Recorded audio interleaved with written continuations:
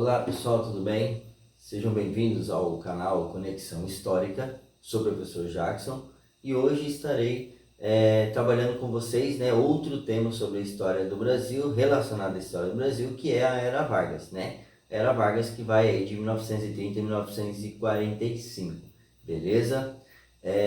Antes de tudo, eu vou pedir a vocês, que se vocês gostam das aulas, que vocês possam estar se inscrevendo no canal, compartilhando essas aulas, deixando o seu like, porque é muito importante que vocês façam isso, à medida que quanto mais like, mais compartilhamento, nosso canal ele vai tendo relevância e outras pessoas que precisam dessas aulas possam ter acesso, beleza? Então, vamos iniciar a nossa aula, uma pequena introdução para a gente poder entrar na aula propriamente dita.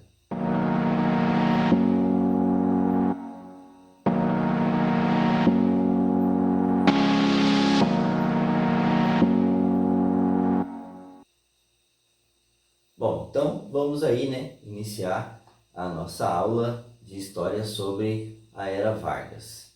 Bom, a Era Vargas, eu fiz uma timeline aí para vocês, colocando aí as datas modificativas, do governo do Vargas. Então, com uma espécie de memorização aí, talvez mais rápida de vocês, Então, lembrando o seguinte, quando a gente fala aqui sobre o governo do Vargas, vamos iniciar necessariamente a partir de 1930, e aqui em 1930, minha caneta está funcionando. A partir de 1930, nós temos então a Revolução de 1930, Essa Revolução de 1930. E surge o governo provisório, depois 34 inicia o governo constitucional, basicamente inicia esse governo constitucional, e dentro desse governo constitucional nós temos o que a gente vai chamar de intentona comunista também, Mas isso daí a gente vai ver ao longo da aula aí. Isso aqui é só um grande resumo, 1937 também nós temos a implantação do Estado Novo, certo? E a partir do Estado Novo que ele vai governar a partir de decretos-leis, Nós temos um governo constitucional em 34, nós temos uma Constituição do Vargas, só que em 37, com a implantação do Estado Novo, ele cancela a Constituição, ou seja, ele fecha a Constituição e começa a governar a partir de decretos-leis, Bom, também em 45 nós já temos a deposição do Vargas, e antes dessa deposição dele, nós temos o movimento queremista, por exemplo, nós temos partidos políticos, abertura para a formação de novos partidos políticos, beleza? Então vamos prosseguindo na nossa aula agora. Bom, então, o governo Vargas, ele começa, como eu disse a vocês, pelo governo provisório, tá? Ele começa pelo governo provisório, certo? Esse governo provisório, de 1930 a 1934, ele tem as suas primeiras ações, começam a ocorrer aí as primeiras ações. Quais são, então, professor, essas primeiras ações? Bom, de início nós temos a tentativa, de resolver ali os problemas da crise de 29. Então, uma das questões da implantação do governo Vargas é porque o Brasil está passando por outra crise financeira, que é a crise de 29, essa crise lá na Bolsa de Valores, o crash de Nova York, O Brasil será muito afetado justamente porque os Estados Unidos compravam uma grande quantidade de café, E quando ocorre a crise, para a compra do café diminui drasticamente. Isso é um problema muito grande, O Vargas ele tem uma característica então aí de um governo, de um estado centralizado, certo? De um estado centralizado, tá? E ao mesmo tempo desenvolvimentista. Como assim, professor? Ele vai centralizar o poder nas mãos dele, ele vai controlar tudo e ao mesmo tempo ele vai fazer com que haja um processo desenvolvimentista no Brasil, né? Porque o Vargas, ele vai sobrepor os interesses singulares, tá? O governo dele vai ter essa característica.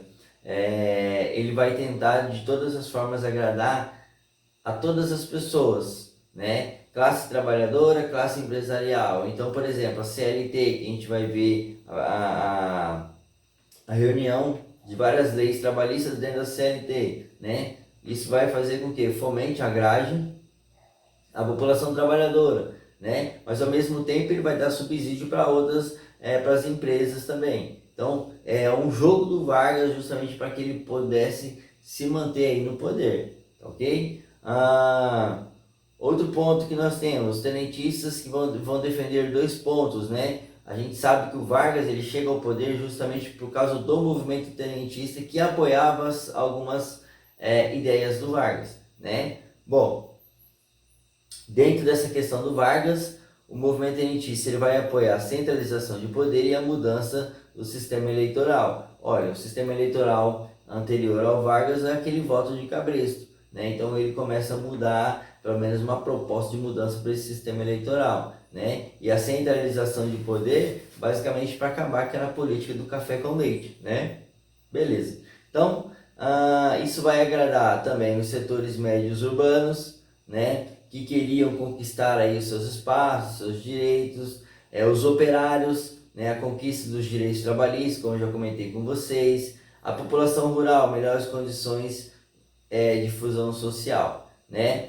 Bom, esse aqui também a gente pode caracterizar como os interesses, tá? Como os interesses singulares, que ele vai sobrepor, beleza? Esse aqui pode caracterizar, então, a ideia, né? A luta dos setores médios urbanos por mais direito, né? Os operários pela questão trabalhista e a população rural pela fusão social, as melhores condições sociais, né? São direitos singulares, são questões singulares, interesses singulares. E o Vargas, ele vai, de certa forma, ele vai trabalhar, ele vai promulgar leis, ele vai correr atrás para que essas camadas sejam ouvidas, mas que não haja um interesse ou uma coisa direcionada a apenas uma camada. Então ele tenta agradar a todos, tá bom? Beleza. Então Vargas, a partir desse ponto, ele vai se aproximar de vários grupos sociais. Interessante isso daí. Por exemplo, o movimento tenentista, né? Então, quem da pessoa do movimento tenentista? Nem são todos aqueles que tinham propostas fascistas. O movimento tenentista, nós temos um problema interno dentro do movimento tenentista, conflitos políticos dentro do próprio movimento tenentista, beleza? As propostas fascistas crescem na Europa, né? Lá no Benito Mussolini, a questão do Hitler também na Alemanha, né? E essas propostas serão em determinados pontos agradáveis ao Vargas. Então, aqueles partidos, aqueles políticos que têm essa mesma proposta, têm esse mesmo objetivo, eles notoriamente terão aí, digamos assim, um ponto a mais com o Getúlio Vargas, beleza? Deixa eu dar uma olhada para ver como é que está a transmissão aqui com vocês.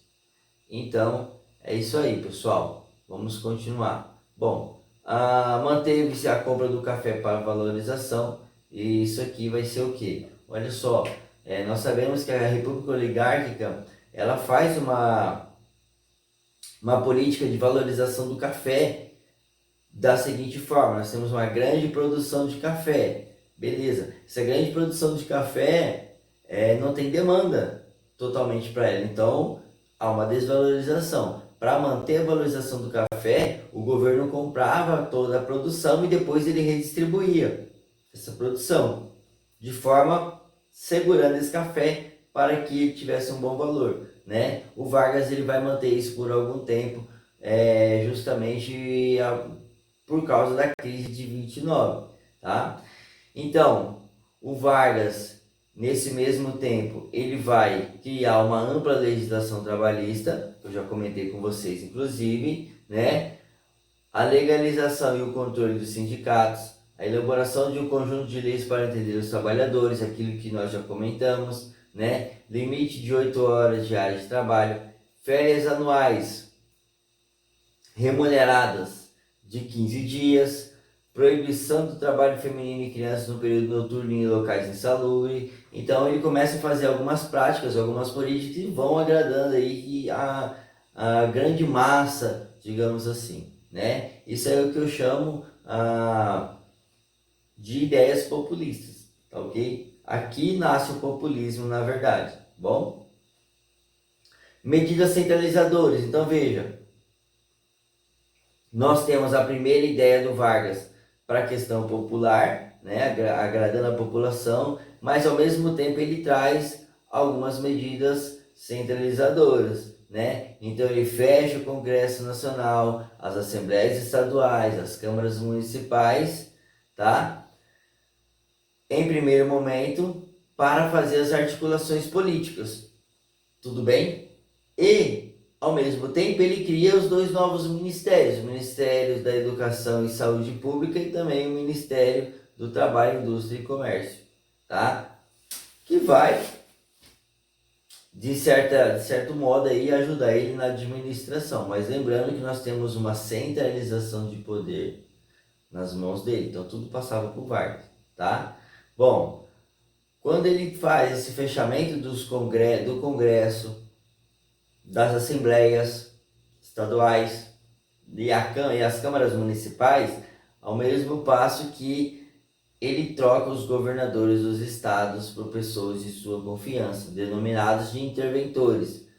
Isso vai dar um problema muito grande, tá? Porque o Vargas ele começa a colocar um interventor de um estado em outro estado, representante de um estado para outro estado, né? Por exemplo, São Paulo aqui, não aceitam a indicação do interventor de Vargas, tá? Porque ele vem de outro estado. Então, isso vai ser corriqueiro no governo Vargas e vai dar um problema muito grande para o Vargas no que tange as questões políticas, tá ok? Então, em fevereiro de 1932, nós temos a formação da Frente Única Paulista, da FUP, tá? Essa Frente Única Paulista, ela começa a reivindicar aquilo que o Vargas prometeu, uma Constituição, tá? E essa Constituição, ela não foi escrita, certo? Não houve ainda a formação de uma junta para poder escrever, ou seja, de uma Assembleia Constituinte para poder escrever essa Constituição, tá? E essa frente ampla, única, ela começa a dizer, Vargas, você precisa, né, escrever a Constituição logo, certo? Beleza. Vargas, então, vai assinar um decreto, tá? De um novo Código Eleitoral, que é um decreto, tá? Novo Código Eleitoral, certo? A eleição passa a funcionar por sufrágio universal direto, voto secreto, representação proporcional e vai incluir também o voto feminino, beleza? Só que vejam bem, esse aqui é o Código Eleitoral. Pessoal, o Código Eleitoral, ele não está na Constituição, ele é o Código Eleitoral. O que as pessoas queriam era a Constituição, tá? Era a Constituição. Beleza. Os paulistas ainda continuam insatisfeitos por causa do interventor e as questões que vão mudar no Código Eleitoral, mas para a população em si não vai mudar, né?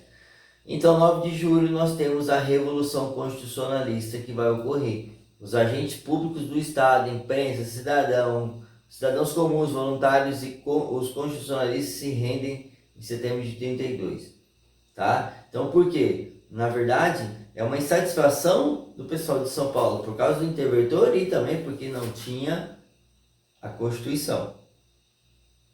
Beleza. Maio de 33, então, as eleições para escolher os parlamentares, ou seja, a Assembleia Constituinte, tá? E julho de 34 foi promulgada a nova Constituição. Então veja, né? Ele foi segurando, foi protelando ali porque ele queria, digamos assim, ter um eleitorado, né? Pessoas que pudessem deixar ele no poder, tá bom? Então, seguindo essa Assembleia, ela vai tornar-se a Câmara dos Deputados. Ao mesmo passo que ela escreve a Constituição, ela se torna a Câmara dos Deputados, tá? E vai eleger o Vargas aí como presidente, tá? Como presidente. Então, veja bem, um governo provisório que vai durar praticamente 4 anos, tá? Praticamente 4 anos. Bom, começa uma nova fase desse governo Vargas, o governo constitucional de 1934 a 1937, tá? Uma aproximação ainda maior dos regimes nazifascistas, tá? A gente viu lá atrás que ele começa a se aproximar de grupos que tinham ideias fascistas, apoiadas ali na Europa, né, na Itália, e agora o governo constitucional é de um presidente que está se alinhando às ideias aos regimes fascistas, tá bom? Beleza. Então, em outubro de 1932, o Plínio Salgado, ele funda a Ação Integralista Brasileira, certo? Inspirada no fascismo, que era composta por grandes proprietários, empresários, membros da classe média, parte do operariado e oficiais das Forças Armadas. Vão defender uma ditadura nacionalista na luta contra o comunismo, certo? Porque essas ideias fascistas elas vão se estender por muitas nações justamente por uma ideia de combater aquilo que nós vamos chamar do comunismo, né? Na verdade, combater o avanço da União Soviética, beleza? Tá, então, ó, 1934, os comunistas, socialistas, liberais, democratas formaram a Aliança Nacional Libertadora, a ANL, né? Composta por membros da classe média, operariado das Forças Armadas, que defendiam uma reforma e vão defender uma reforma agrária, um governo popular democrático, nacionalização das empresas estrangeiras. Ó, um problema muito grande, que esses caras aqui estão se espelhando muito na União Soviética, né? Que houve a nacionalização das empresas estrangeiras e a suspensão do pagamento da dívida externa. Então, nós tínhamos uma grande dívida aí e a ideia deles era não pagar mais a dívida externa, né? Tá de sacanagem, mas é isso aí. Então, ó, criticava o autoritarismo do Vargas e defendiam popularmente a instalação de um governo popular, tá? Então nós temos aí uma ideia mais voltada ao comunismo e tal, contra o Vargas, tá? Contra o Vargas. Bom, o Vargas ao mesmo tempo vai declarar a Aliança Nacional Libertadora, a ANL, ilegal, baseado na Lei de Segurança Nacional. Mas também, pô, os caras queriam depor o governo praticamente, né? Nacionalização de empresa e tal, isso vai gerar uma espécie de insegurança e o Vargas falou, isso aí é um atentado contra a Lei de Segurança Nacional. Então, essa ANL não pode existir, vai se tornar ilegal, né? 1935 nós temos a intentona comunista que surge então, né? O Vargas, a ideia era derrubar o Vargas e instaurar o comunismo no Brasil, que não vai acontecer, tá? Em 36 nós temos a prisão do Luiz Carlos Prestes, condenado a 9 anos de prisão.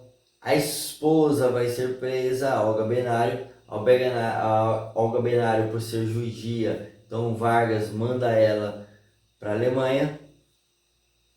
E alguns textos de história vão dizer que o Vargas até mandou um presente para Hitler, né? Então ela vai ser presa lá, certo? Grávida, a filha nasce e ela passa um tempo de amamentação, depois simplesmente ela vai sumir, né? Bom, e a partir desse momento, né, que nós temos a intentona comunista, nós temos o Vargas instaurando o estado de guerra no Brasil, né? Ou seja, o Brasil está com estado de guerra, então nada pode ser mexido constitucionalmente, tá? E, ao mesmo tempo, é bom que nós possamos analisar como que era esse governo do Vargas, né? Como que era, na verdade, a situação social da população durante o governo do Vargas, né? Então, ó, uma população ainda 68% no meio rural, vivia do meio rural. O trabalho ainda era degradante, a miséria seca na região do Nordeste, trabalhos forçados ainda existia, tá ok?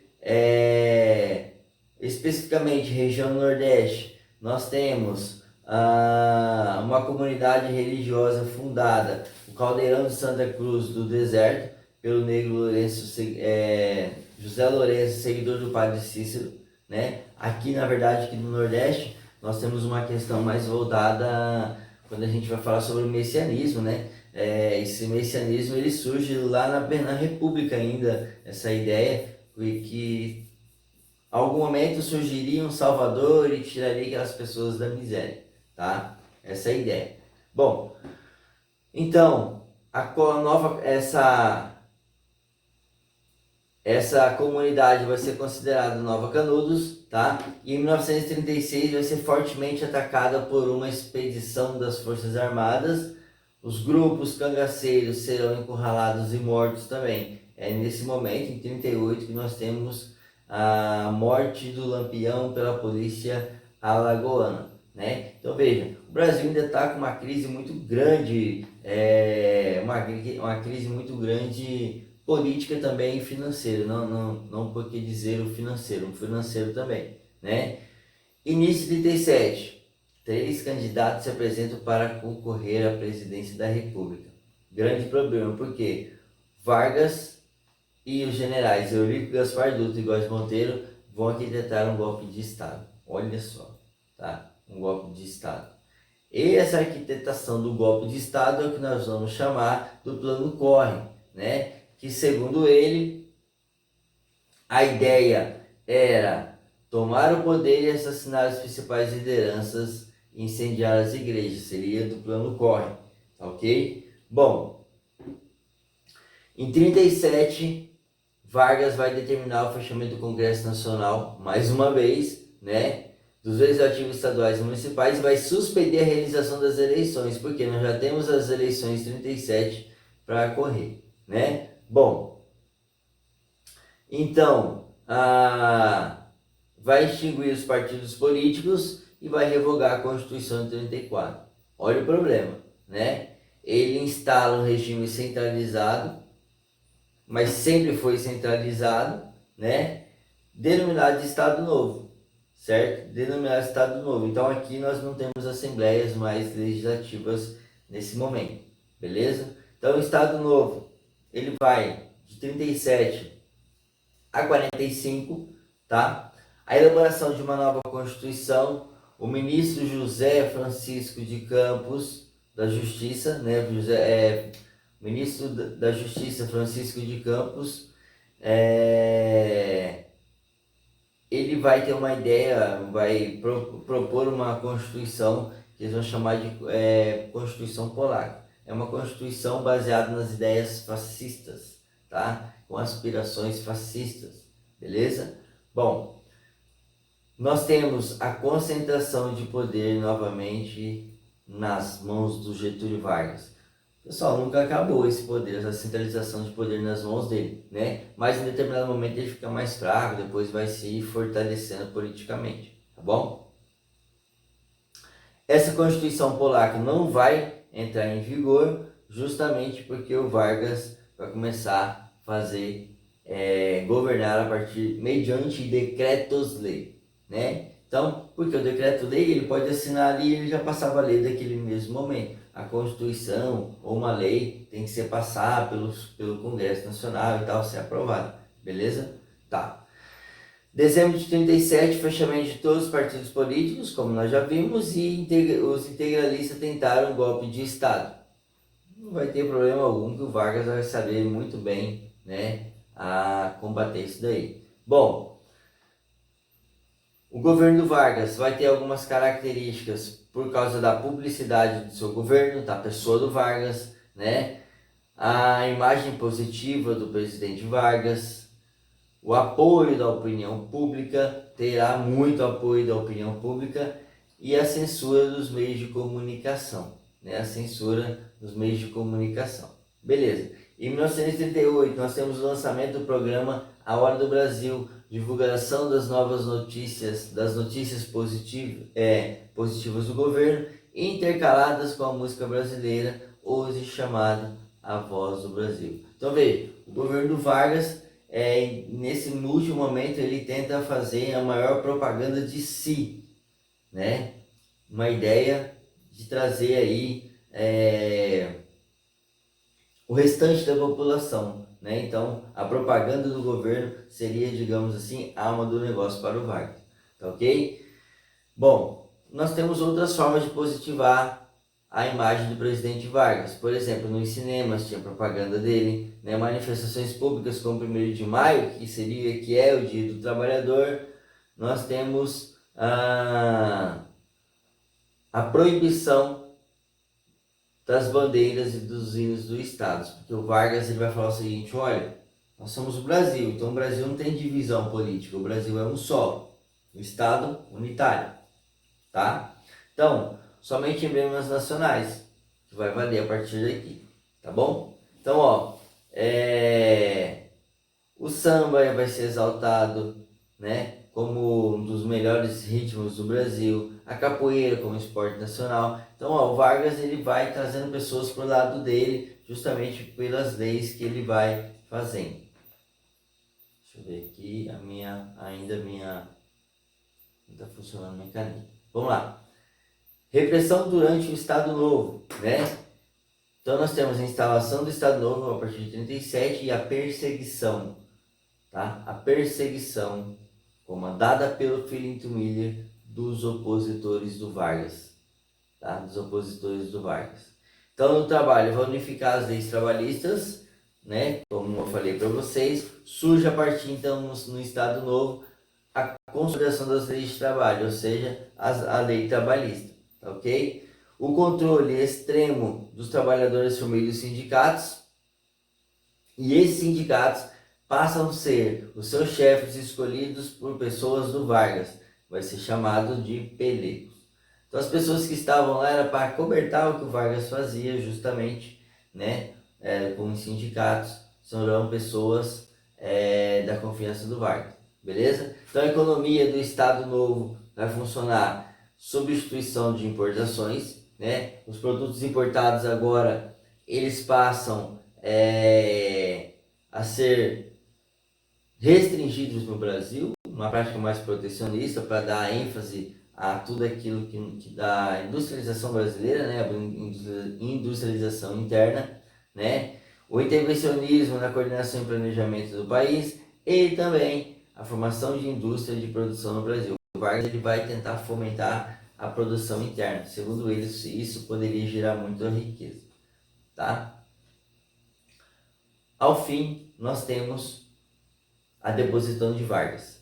Professor, como que ocorre? O cara tinha, né, a população em si do lado dele, mas ocorre a deposição a partir dos militares, tá? Porque ele começa a se aproximar muito do pensamento nazifascista, de alguns regimes totalitários comunistas, e os militares começam a levantar críticas a essa forma de governar do Vargas e, né, nós temos